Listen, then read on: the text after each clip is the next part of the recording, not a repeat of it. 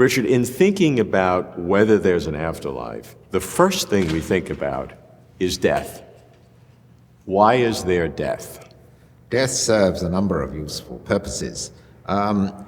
If there was no death, then we would be deprived of a very valuable, a very significant kind of action we could do to people. We could end their lives or not end their lives.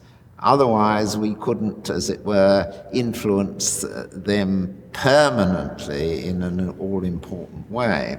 Secondly, if our lives are only finite, we are forced to make the good decisions within a limited time. We can't go on putting things off forever.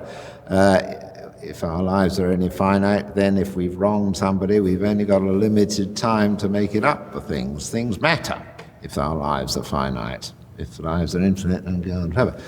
Things matter what we can do to other people by terminating or not terminating their lives, matter what we can do in our own lives. Thirdly, God allows us to cause each other harm in various ways, and harm can come from natural causes, and I think there's a good theodicy of why God should allow that to occur. But clearly there is a limit to the amount of suffering that God ought to allow to occur to any individual, and death ensures that there is this limit. No one can harm each other beyond 80 years or whatever. So there are three good reasons for death. And how about the fact that there's a younger generation, an older yes, generation? That too. If the older generation have to die, that means that there is time for the younger generation to take responsibility. If the elders were always around, then the younger couldn't take over. Yes.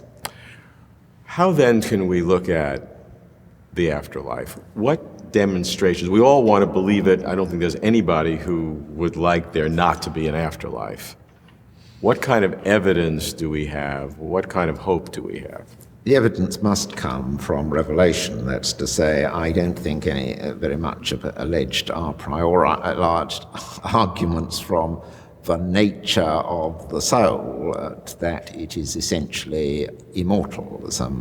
Many philosophers have given such arguments in the past, starting from Plato, but I just don't think those arguments work. There are good arguments for the immateriality of the soul, but not for its everlasting existence. The evidence must come from revelation, that is to say, some prophet must teach us that there is life after death, and God must put his signature on the teaching of that prophet to show us this. Well, almost every prophet has said that. Virtually every religion, not everyone, yes, but virtually everyone. But what does that mean? Well, the question is whether there's a evident signature from God on the teaching of such a prophet. I happen to think there is in the case of Jesus, because the resurrection is just such a signature. It is the foundation event of the Christian religion. It is better authenticated historically than any other alleged foundation event of any other religion, purportedly miracles. And the teaching of Jesus doesn't merely contain life after death, it contains many other elements which there are a priori reasons for believing to be true, and that suggests that this too,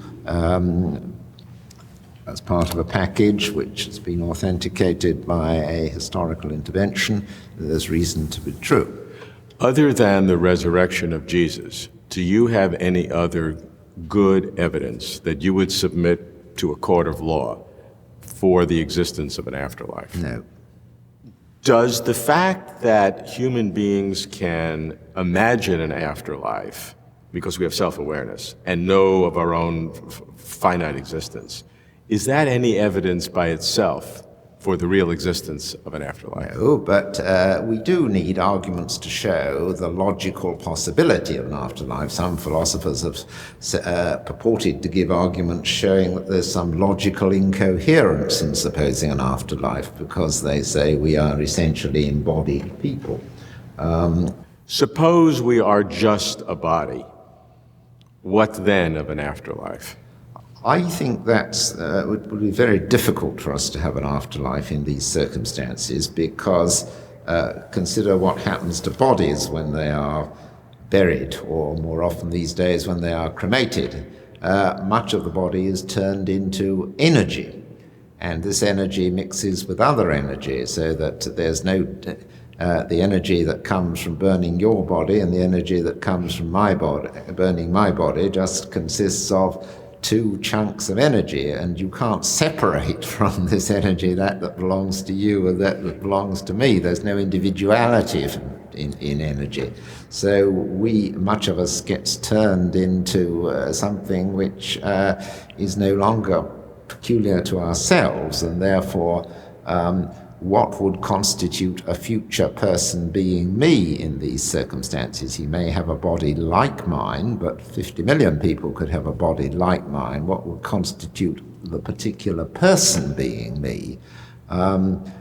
The old answer, well, he would have to have the original bones of my body, simply won't do, for this reason that the body could be turned into energy which lacks individuality. And what does make what the future person's body, mine, will be that it is connected to my soul. But if there isn't a soul for it to be connected with, I don't see the body how on its own can constitute me.